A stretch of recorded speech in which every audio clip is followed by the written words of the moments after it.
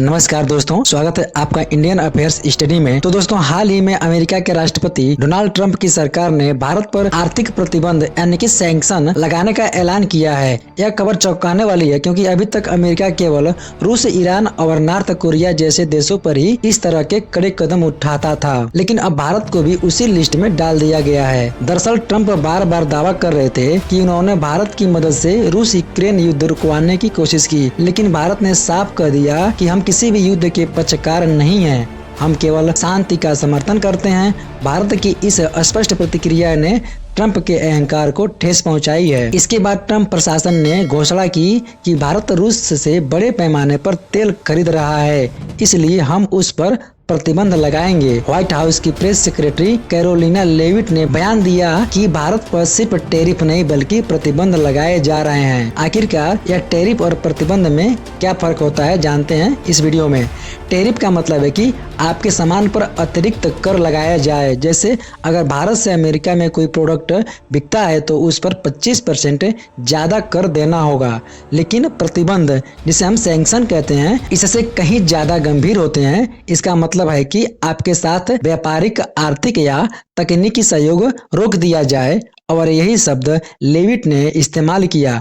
पहले ही अमेरिका ने भारत पर 25% टैरिफ लगाया हुआ था, अब उसमें 25% और जोड़कर कुल 50% कर लगाने की तैयारी है। यानी भारत पर कोई भी प्रोडक्ट अमेरिका जाएगा तो उस पर आधी कीमत कर के रूप में देना होगा। अब सवाल उठ रहा है कि सिर्फ भारत पर ही क्यों लगाया जा रहा है। आप सोचेंगे कि रूस से तो चीन भी तेल खरीदता है, फिर चीन पर ऐसा कदम क्यों नहीं उठाया गया। लेकिन अमेरिका के सीनेटर मार्को रूबियो का कहना है कि चीन पहले 13% तेल रूस से खरीदता था और अब 16% खरीद रहा है, लेकिन भारत पहले 1% भी नहीं खरीदता था और अब सीधे 40% तक पहुंच गया है।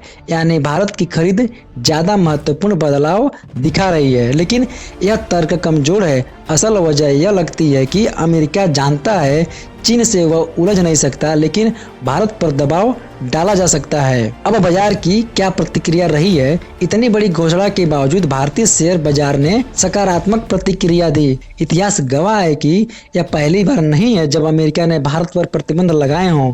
1974 में जब इंदिरा गांधी ने पहला परमाणु परीक्षण किया, तब भी अमेरिका ने कड़े प्रतिबंध लगाए।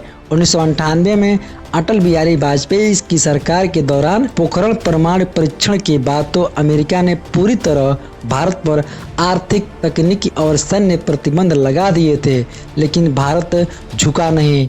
कुछ ही सालों में 2001 से अमेरिका को भारत से प्रतिबंध हटाने पड़े क्योंकि उसे भारत की जरूरत महसूस हुई। इतिहास यही कहता है कि अमेरिका का दबाव लंबे समय तक नहीं चलता। खबरों के मुताबिक डोनाल्ड ट्रंप लंबे समय से नोबेल शांति पुरस्कार पाने की कोशिश कर रहे हैं। उन्होंने खुद नॉर्वे को फोन करके कहा कि उन्हें यह पुरस्कार दिया जाए क्योंकि उन्होंने युद्ध रुकवाने की कोशिश की है। जब भारत ने उनकी यह क्रेडिट लेने वाली बात को मानने से इनकार कर दिया तो शायद ट्रंप और ज्यादा नाराज हो गए। यहाँ सबसे बड़ा मुद्दा यह है कि क्या अमेरिका भारत को स्वतंत्र देश नहीं मानता। भारत अपने हित में रूस से सस्ता तेल खरीद रहा है ताकि महंगाई नियंत्रित हो। इससे भारत को लगभग $16 बिलियन का फायदा हुआ। अमेरिका कहता है कि इससे भारत के कुछ अमीर व्यापारी और कंपनियां अमीर हो गई, लेकिन असलियत यह है कि तेल से जो मुनाफा हुआ उसका बड़ा हिस्सा भारत सरकार के टैक्स सिस्टम में आया, जिससे आम जनता को भी फायदा हुआ। अमेरिका यह कहकर भारत पर प्रतिबंध नहीं लगा सकता कि आपके देश में अमीर लोग अमीर हो रहे हैं। यह भारत की आंतरिक मामला है। भारत में कई लोग सवाल उठा रहे हैं